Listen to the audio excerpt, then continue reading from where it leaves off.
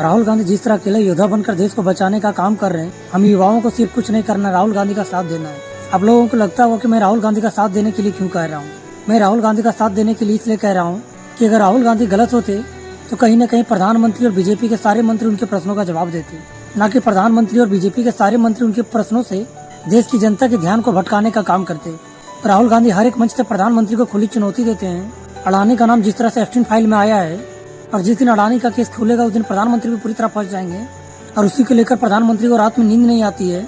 और ये हमें तब देखने को मिलता है जब प्रधानमंत्री अपने मंच से भाषण देते हैं तो प्रधानमंत्री के चेहरे पर एक साफ घबराहट नजर आती है, जिससे एक बात तो पता चलता है कि राहुल गांधी कहीं न कहीं सच ही बोल रहे हैं।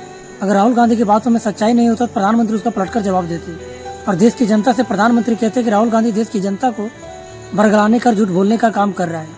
और एफस्टीन फाइल की क्या सच्चाई उसके बारे में प्रधानमंत्री देश की जनता को बताते हैं, लेकिन प्रधानमंत्री देश की जनता को तरह तरह के जुमलेबाजी बताकर ध्यान भटकाने का काम कर रहे हैं। हम अपने देश के युवाओं से सिर्फ यही कहना चाहेंगे कि राहुल गांधी का साथ दीजिए और देश को बर्बाद होने से बचा लीजिए, ताकि आने वाली हमारी पीढ़ी जब हमसे पूछेगी कि जिस समय बीजेपी के नेता और प्रधानमंत्री मिलकर देश को बर्बाद कर रहे थे उस समय आप कहाँ थे, तो हमें उसके प्रश्नों का जवाब देने का उत्तर नहीं होगा मेरे पास।